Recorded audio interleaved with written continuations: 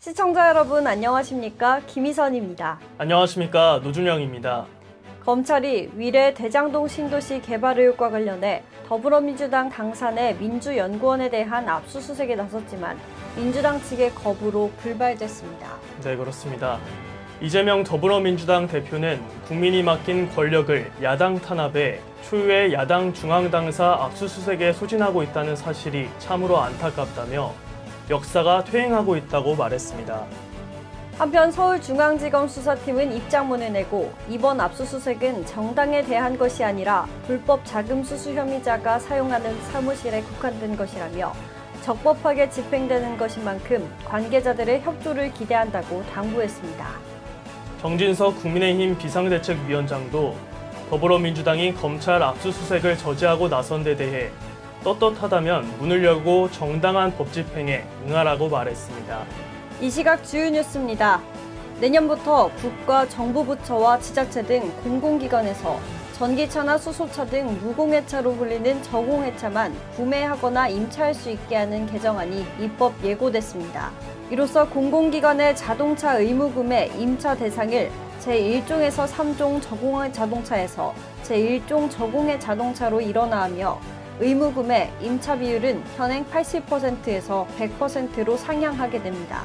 경기 성남시 대장동 개발 비리 의혹으로 수감됐던 유동규 전 성남도시개발공사 기획본부장이 구속기한 만료로 오늘 출소했습니다.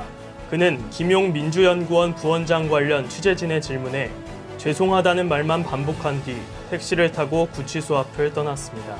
파리바게트, 베스킨라빈스, 던킨, 삼립, 쉐이크쉑 등의 브랜드를 가지고 있는 SPC 그룹 계열의 제빵 공장에서 20대 근로자가 기계에 끼어 숨진 사고에 대해 그룹의 미흡한 대응에 SNS를 중심으로 불매운동이 확산되고 있습니다.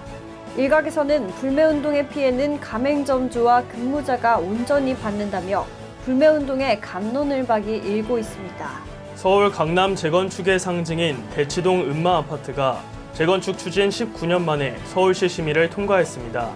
1979년 준공된 강남의 대표적 노후 아파트인 음마아파트는 최고 35층 5,778세대의 대단지 아파트로 탈바꿈할 예정입니다.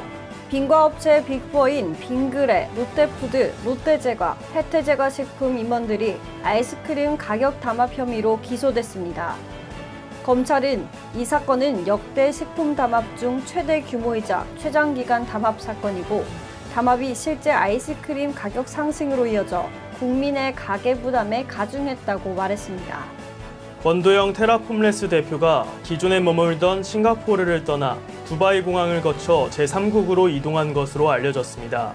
검찰은 권 대표가 추적에 혼선을 줄 목적으로 거점 공항인 두바이를 택한 것으로 보고 있습니다. 연쇄아동 성범죄자 김근식이 출소 전날 구속수사가 진행되는 것에 반발해 이미 얼굴이 알려져 도주 우려가 없다며 구속 적부심을 청구했지만 법원은 도주 및 증거인멸의 우려가 있다며 이를 기각했습니다.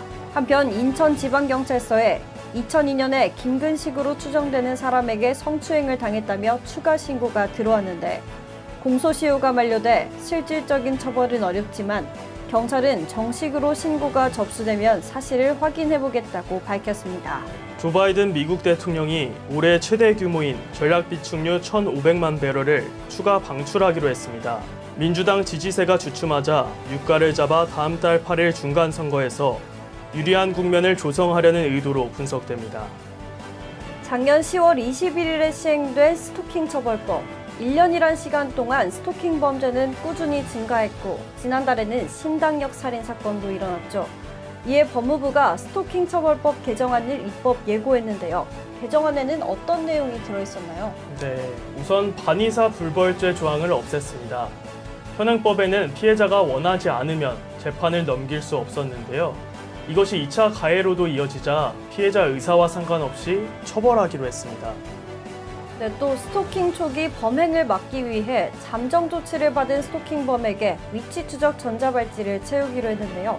여기에 잠정 조치 위반에 대한 처벌을 최대 징역 3년으로 높이고 긴급 체포도 가능하게 하는 처벌을 강화했습니다. 특히 온라인에서 제3자에게 악의적으로 피해자 신상 정보 등을 퍼뜨리는 행위 역시 스토킹으로 규정해 처벌하는 조항이 추가됐는데요. 법무부는 의견 수렴을 거쳐 신속하게 개정안을 통과시키겠다고 밝혔습니다. 뉴스를 마칩니다. 오늘 영상이 유익했다면 구독과 좋아요를 눌러주시기 바랍니다. 지금까지 노준영, 김희선이었습니다.